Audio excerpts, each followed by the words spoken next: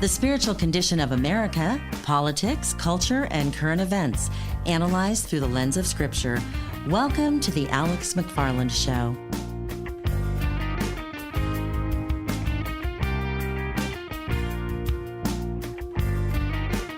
In 1774, the Massachusetts Provincial Congress, which was very influential, some of the decisions they made that would lead to policy within the Declaration of Independence and ultimately the creation of our Constitution, they said this to the inhabitants of the Massachusetts Bay, quote, "Nobly defend those rights which heaven gave, and no man ought to take from us," end of quote. Hi, Alex McFarland here. Welcome to the program. I've got a very special show today because we're going to be talking about some of the founding principles and procedures by which our nation has operated from the very beginning that have contributed to your freedom, your stability, and your prosperity. I mean, you think about that. Liberty, security, stability, prosperity. These are things that we all value, or we should value, but I would really say, and you know this, I'm sure if you watch the news at all, these things are endangered. These things are jeopardized right now. You know, George Washington, our first U.S. president, he gave a speech May 10, 1789. This was during the era of the writing and ultimately ratification of the Constitution. George Washington, our first president, said, quote, "If I could have entertained the slightest apprehension that the Constitution, which was framed in our convention where I had the honor of presiding," Washington said, "if I had entertained the slightest apprehension that this Constitution would possibly endanger the religious rights of any ecclesiastical society," that means a church denomination, he says, "certainly I never would have placed my signature upon it." End of quote. Our founders understood that we had rights from God, and morality, family, moral boundaries, and yes, religion, and by that they were Christian in their orientation. Morality, religion, family, moral boundaries, these were the structures, the pillars that our civil society would rest upon. Well, we want to talk about these things, and I've got with me a guest, Gary Harris, and we're recording this. I wish you could be here, folks. I'm for 5 days lecturing and teaching at East Rankin Academy. It's in Mississippi, just outside of Jackson, the capital of Mississippi, and I'm down here very honored to be invited to speak to the students. But I met Gary Harris. He is one of the faculty here, and we instantly found a bond around the subject of politics and our country. And I wanted to pick his brain a little bit and talk about, among other things, the Electoral College and just the structure of our government. So first of all, Mr. Harris, I want to say welcome to the Alex McFarland Show. Thanks for making a few moments to be with us. It's my pleasure, Alex, and we're certainly grateful that you're here with us here in Central Mississippi. We kind of find this as a hidden gem nestled kind of in the country of Central Mississippi, but we're trying to honor God with the way we teach our students.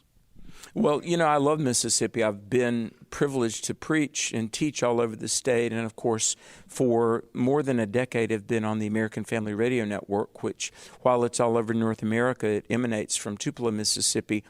I want to say this, I mean this with all my heart. The Christians I meet in Mississippi have got a fire and a conviction and a commitment to this nation, to God and country.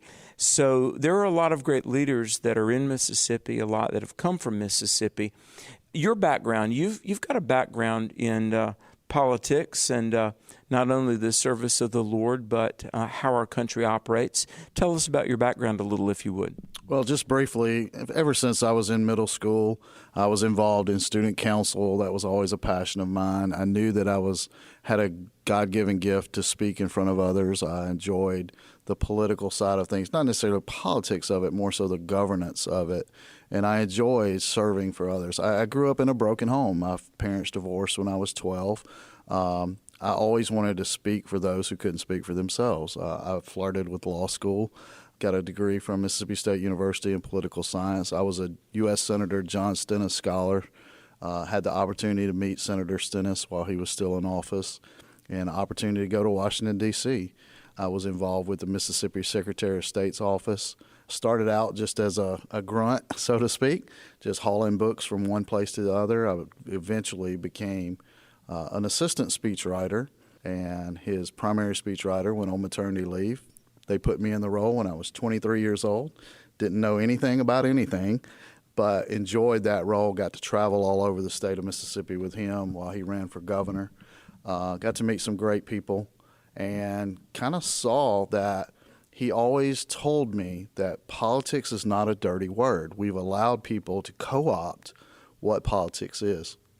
So when someone says that politics is a dirty word or politics is a nasty game, it's not. We've allowed it because we've had good men withdraw, and women withdraw themselves from the marketplace of ideas. And so now it's become the cesspool that we sometimes see. But make no mistake, we have 535 elected representatives when you count the House and the Senate. There are some good Christian men and women that are serving in both parties. Seem to be that we tend to break into camps and fight like crazy against one another. But at the end of the day, there are some very godly men and women in Washington, D.C. We just need a lot more of them. You know, that being said, and by the way, thank you for your service to our country, and thank you for serving the upcoming generation as a teacher. Now, let me ask you this. What things, with your background of politics, your knowledge of our government, what things do you see presently that are most concerning to you? I would say some of what you talked about with our students this week is the erosion of civility, but more importantly, the erosion of morality. What you're seeing is right is wrong, up is down, left is right, and there is no standard of what is true anymore. Anytime I hear someone start a sentence with the words, "my truth," I just cringe. It hits me at the base of my spine, because that's an admission that their truth triumphs actual truth. And, you know, one of the things about the gospel, you and I talked about this week, it's very confrontational, it's cutting, it's not smooth and easy and puppy dogs and rainbows. It is very damning, so to speak, of the soul. And the thing about it is that we don't have that ability anymore to say, this is right, this is wrong. We have people that now say that it may be right for you, but it's not right for me. And there is no definition of what truth tends to be anymore. You're listening to the Alex McFarland Show. We're talking with Gary Harris from East Rankin Academy. We've got a brief break coming up. One thing I want to pick your brain on is just how the government operates and the electoral college. I mean, Hillary Clinton, ever since her defeat to Donald Trump in the 2016 election, she's been calling for the abolition of the electoral college. And I want to talk about what the implications of that might be. But we've got a break. We're going to come back. You need to care about America, folks, because until we leave this world, this is where we live. Stay tuned. We're going to be back right after this. Fox News and CNN call Alex McFarland a religion and culture expert. Stay tuned for more of his teaching and commentary after this.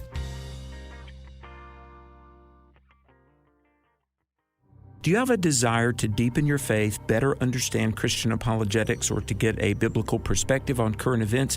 Well, I've tried to make it simple for you to do just that. On my website, alexmcfarland.com, there's a new section called Ask Alex Online. It's simple, it's clean, and you can read my answers to common questions about God, faith, and the Bible. So visit the website, alexmcfarland.com, and look for the section that says Ask Alex Online.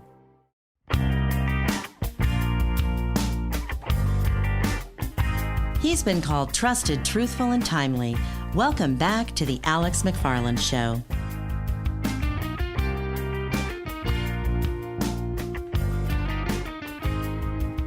You know, whenever I read Acts chapter 14 and I talk about the appointment of elders in the churches, in the cities, elders that would pray and fast and serve the Lord and be over the people, I think about the representation of our republic, and we elect not elders to run our government, although that would be a fine thing, but senators and congressmen. And it's very much like a church from the first century that our government is structured around.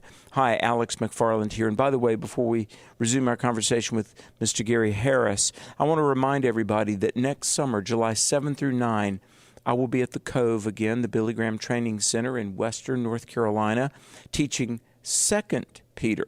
The theme is Thriving Till He Comes. I hope you'll be there. It would be a great time to enjoy the scenery of the Appalachian Mountains, just the spirit-filled presence of God at the Billy Graham Training Center. Great food, great fellowship, and we'll study the Word together. Go to thecove.org, THECOVE, thecove.org, and I'd love to see you. Angie and I will be there July 7 through 9 next summer. But right now, Mr. Gary Harris at East Rankin Academy, thanks again for your time, and may I commend you for building a great school. I've been in a couple of hundred schools around America, many Christian schools. East Rankin is a great school, and you and your colleagues, I commend you for what you're doing. Well, I have to give credit, first of all, to the Lord Jesus and God, because without them, none of this would be here. But there's a family, the Gates family, Robert and Dee Gates. Of course, Miss Dee Gates is our elementary principal. Robin Winstead, our headmaster. They've been integral in the development of this school for a long, long time. You met Miss Modine Cross earlier today, her husband, Paul.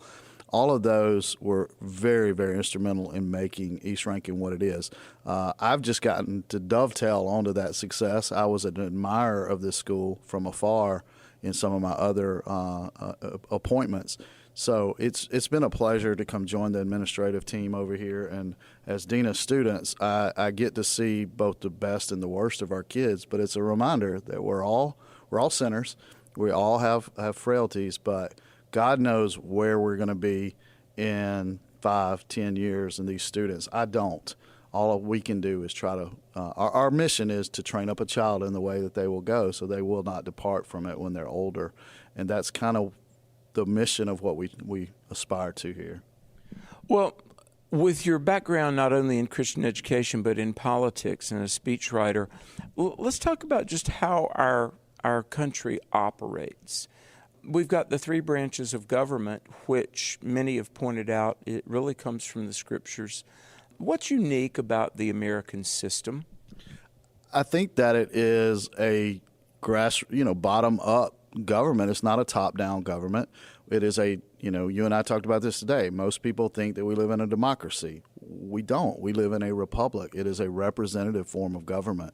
And that those people that speak on our behalf do so as agents for us. So if any time, one of the things I hear people say all the time is that government this, government that, like it's some entity out there alone. We are the government. You and I are the government, and we get the government we deserve. So if we don't like it, we have the means to change that government. We've been able to do that for some 200 years without violence, without bloodshed, whereas other nations have not been able to do so. They've had coups, they've had attempts to, assassinations. They've had other means of changing governments.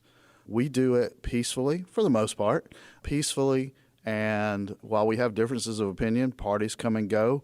There was no Democratic Party and no Republican Party in 1796, but now we have them. Will we always have those parties? Maybe, maybe not. But you mentioned something a while ago about the Electoral College, and that's something that's kind of something that hits near and dear to my heart, is that there's been all these calls, like you mentioned with Hillary Clinton and others, to abolish the Electoral College. Doing so would completely change America. It would change the trajectory of our nation. Well, let's talk about how does it function. I mean, what is the Electoral College? Sure. We don't vote for president. And most people think when you go to the polls and vote in November that you're actually voting for a president. That's not exactly the case. You're voting for electors who are pledged to vote for those candidates. Those electors, depending on the state, most districts and states have a winner-take-all system. Whoever wins the most votes in that state wins the electors for that state. You have a couple of split districts like in Nebraska, and I think there's one in Maine. But for the most part, it's a winner-take-all system. So if you get 50% plus one in California, you get all of the electoral votes for California. So it's not a popular election. We've had many instances in our past where one candidate won the popular vote, but the other candidate won the electoral vote. We had, the conundrum in 2000 with Bush and Gore. That was a moment in American history that people still look back on and say, how did this happen? But we had an even crazier situation back with John Adams and Thomas Jefferson, way before that in the election of 1800, where before that time, whoever got the most votes was president. Whoever got the second most votes was vice president. We don't have that anymore. So you had one party had control of the White House. One party was the vice president of that same administration, and it caused friction, of course. So the Electoral College is a way to protect the states. We are the United States of America. There's 50 laboratories of government. A state like Mississippi, who's had a strong history of leaders like a Trent Lott, John Stennis, I mentioned he was a Democratic senator, but he was a Southern Democrat like a Sam Nunn or others, very conservative. Or like a Sam Ervin from my home state of North Carolina. Exactly. They were men who were incredibly conservative, who fought very hard for their states. And without that representation in Congress, without having strong leadership, if Mississippi didn't matter, if let's say another small state like, South Carolina is very similar to Mississippi, if we did not have a true representation, where those votes didn't matter, if I could just go campaign in Los Angeles, campaign in New York, I wouldn't need a Mississippi. I wouldn't need to go to Colorado. I wouldn't need to go to Vermont or Iowa. Iowa is always hotly contested. You could just they call them flyover states for a reason because I was just going to say, listen, I've been in Manhattan to do media, and I've heard people dismissively refer to flyover states. And it's like celebrities, politicians, leaders would never go to Nebraska, Iowa, unless they want the vote. But in a way, the electoral system whereby really from the remote hamlet of rural America to L.A., Chicago, New York, there is representation. I think it's a genius system. Absolutely. I mean, obviously, there was no blueprint for anything like this when our forefathers sat down to draft the Constitution. You had, obviously, James Madison, of course, ran the show in Philadelphia in those days. And the greatest thing about Madison, and I tell my students all the time, Madison did his homework before he came into that room. He studied Locke. He studied Montesquieu. He studied the English Bill of Rights. He studied all these documents before and was prepared that he was the smartest guy in the room when he walked in, and he was able to help nudge things in the direction of what we have today. And I can't help but think that was divinely inspired. Oh, I agree.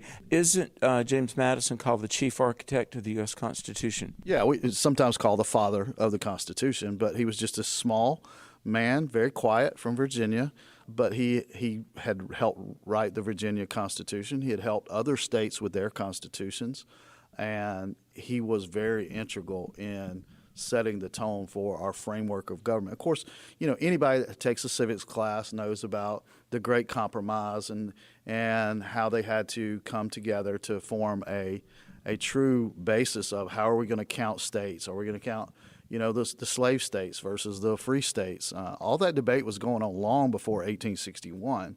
There in Philadelphia, Benjamin Franklin helped write during the drafting of the Declaration of Independence. He sat in the room with Thomas Jefferson for a lot of that writing, and Jefferson talked about the slave trade way back in 1700s, 1776. So these issues had to get hammered out, and creating the Electoral College, you got to remember there's only 13 colonies, which were later states. So you only had 13 at the time that this was drafted, but it was still an ingenious method that has continued to work. To me, I told you earlier in the week, and your viewers and listeners don't know this, but I was a coach for 20-something years. And I love athletics. I love what it teaches kids about fighting back, about resiliency, about getting up when you get knocked down. But to me, changing the Electoral College would be, we lost the game. We want to change the rules because we don't like how we're playing. We don't like that we're getting beat. That's not how you fight back. That's not how, if you lose an election, that you come back. you get better. You compete. You figure out what you did wrong. To this day, I don't think Hillary Clinton has ever acknowledged that she did anything wrong in that election, that she's lost, actually 2 elections.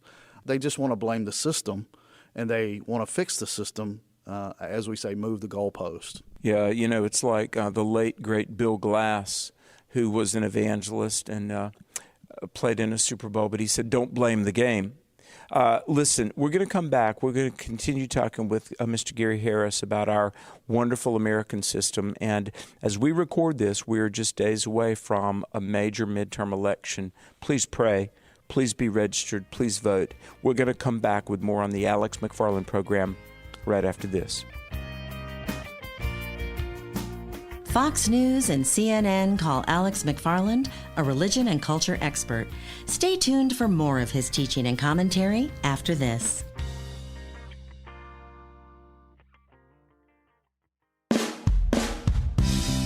Over the last several decades, it's been my joy to travel the world talking with children, teens, adults, people of all ages about the questions they have related to God, the Bible, Christianity, and how to know Jesus personally. Hi, Alex McFarland. I want to make you aware of my book, The 21 Toughest Questions Your Kids Will Ask About Christianity. We interviewed hundreds of children and parents and families to find out the questions that children and people of all ages are longing to find answers for. In the book, we've got practical, biblical, real-life answers that they have about how to be a Christian in this modern world. My book, The 21 Toughest Questions Your Kids Will Ask, you can find it wherever you buy books or at resources.afa.net.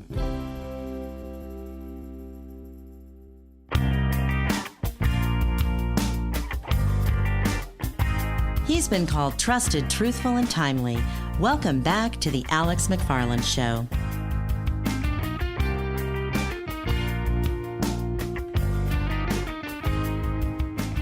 In Mark chapter 9, Jesus talked about some things, some spiritual battles being won only by prayer and fasting. Hi, Alex McFarland here, and I want to encourage you to pray for America, maybe even fast and pray. Our freedoms have to be reasserted and guarded, and in every generation, the liberties, the freedoms that were fought for and I believe just ingeniously codified in terms of our government and our system, which has led to wealth, prosperity, and America, at least heretofore, being one of the greatest contributors to Christ's Great Commission. All of these things hang in the balance, and so we're going to continue our conversation with Gary Harris, hopefully to inspire gratitude and a motivation to be the citizen that each of us can be to help preserve what we have inherited as Americans. Mr. Harris, we're talking about the Electoral College and how it does give a voice to all the states. Let's talk a little bit, if we could, just about what the founders would have said about our current moral state. We're living in a time when, the natural rights guaranteed by the Constitution are often being pushed and pummeled to make way for what we believe are special artificial rights. So the moral makeup or lack thereof, what do you think a Madison or a John Adams or a George Washington or Alexander Hamilton would say about that if they were here today? I think they would absolutely tremble and fear for our nation. I think all of those men understood that the basis of our law, the basis of our government, had to be about individualism. It could not be a collectivism. You cannot adjudicate laws on a collective basis. It has to be. If you and I have done something wrong, then we have to go before a judge individually. And our laws are such that, you judge people in this nation, you judge people based on individuality.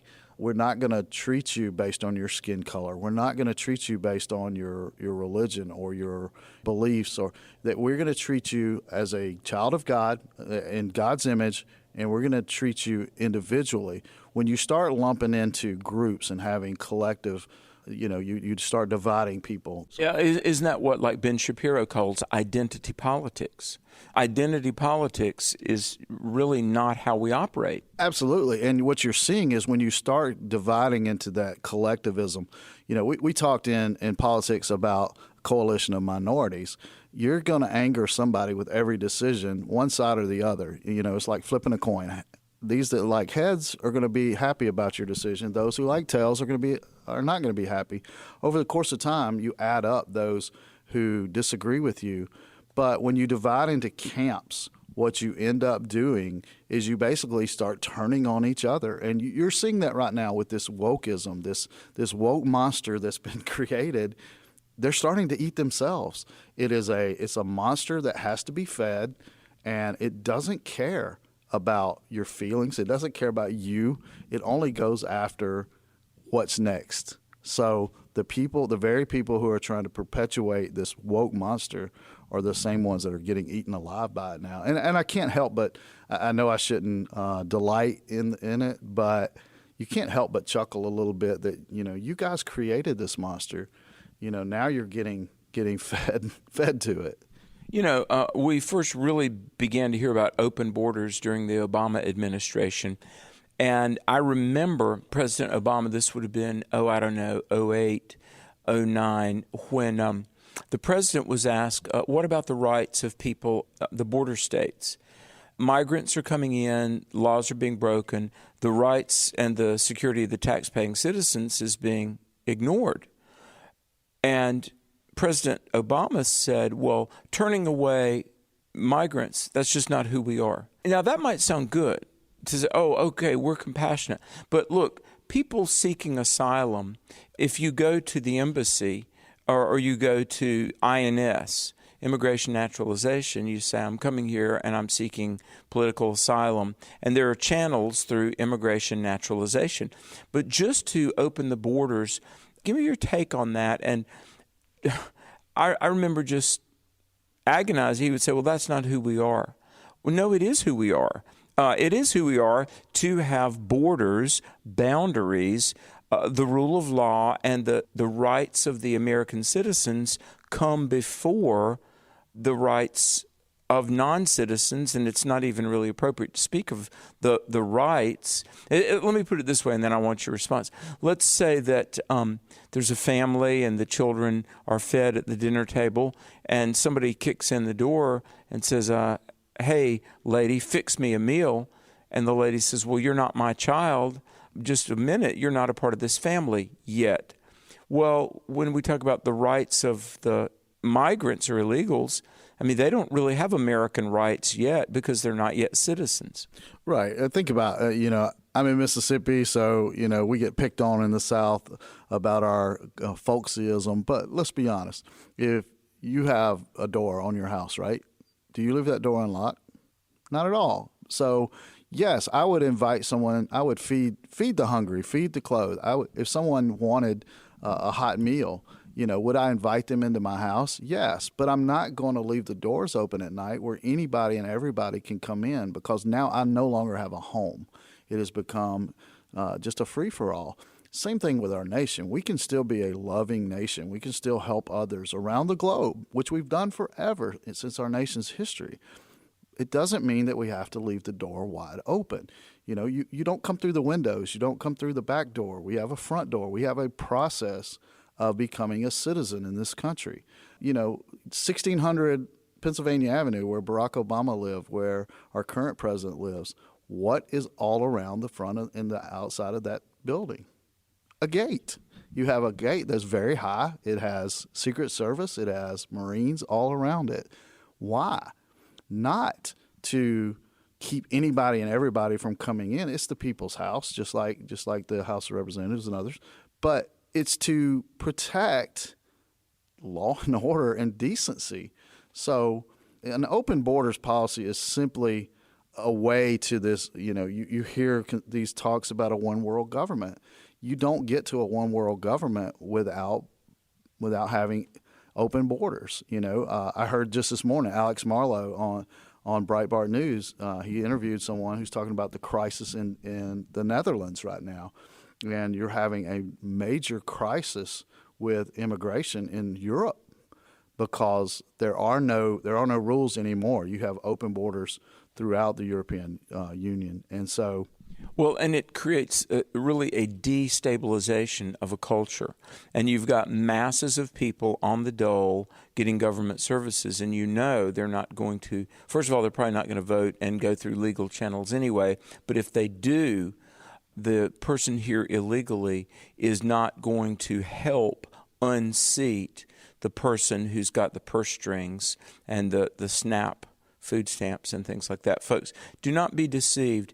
Those progressive liberals, the Democrats that are vying for the whole world to come here unlawfully and you're going to pay for it, they know what they're doing. That's why I beg of you, pray and then be informed and vote. We've only got a little bit of time left, but Mr. Gary Harris, give us just a vision for how our country currently, in a very tenuous, very dangerous place, what's a vision for how this formerly representative republic might be restored?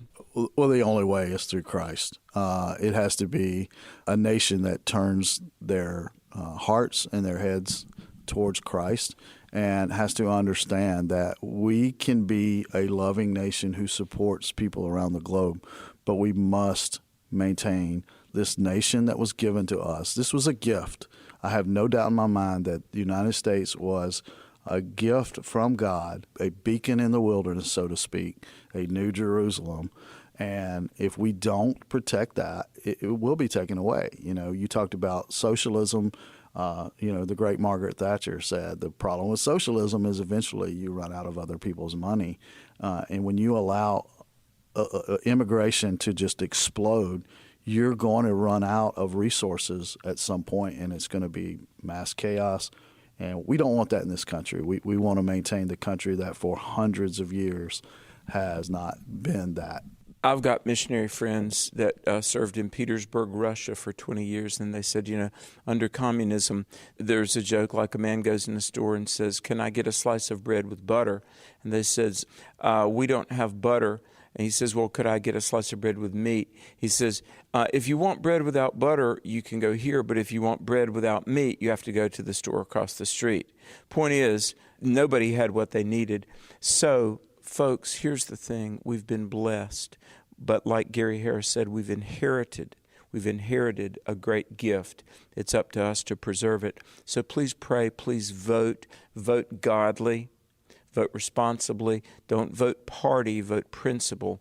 And I want to say, as we do our camps, we've got 5 summer camps next summer. We'll be in front of, 700 to 800 youth. You can go to my website, which is alexmcfarland.com, learn about our speaking, our publishing, our broadcasting, our conferences. We've got major conferences in 2023. We've got our camps. Folks, we're fighting the good fight for God and country, evangelizing the lost, equipping the saved. Your tax-deductible contribution in any amount will help us. You may donate Alex McFarland Ministries, P.O. Box 485, Pleasant Garden, North Carolina, 27313, Pleasant Garden, North Carolina, or you may give securely online at alexmcfarland.com. Thanks for listening. Thanks to Mr. Gary Harris and East Rankin Academy. May God bless you, and may God bless America.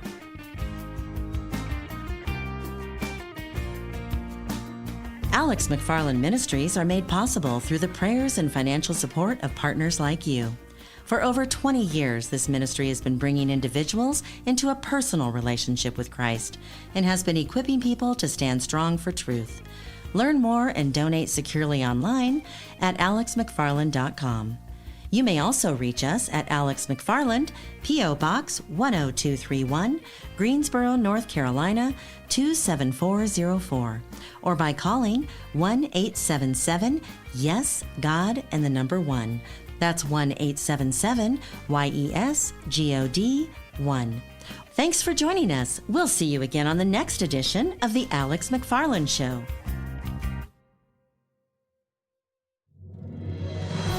Christian author and speaker Alex McFarland is an advocate for Christian apologetics. Teaching in more than 2,200 churches around the world, schools, and college campuses, Alex is driven by a desire to help people grow in relationship with God. He arms his audiences with the tools they need to defend their faith, while also empowering the unchurched to find out the truth for themselves. In the midst of a culture obsessed with relativism, Alex is a sound voice who speaks timeless truths of Christianity in a timely way. With 18 published books to his name, it's no surprise that CNN, Fox, The Wall Street Journal, and other media outlets have described Alex as a religion and culture expert. To learn more about Alex and to book him as a speaker at your next event, visit alexmcfarland.com, or you can contact us directly by emailing booking@alexmcfarland.com.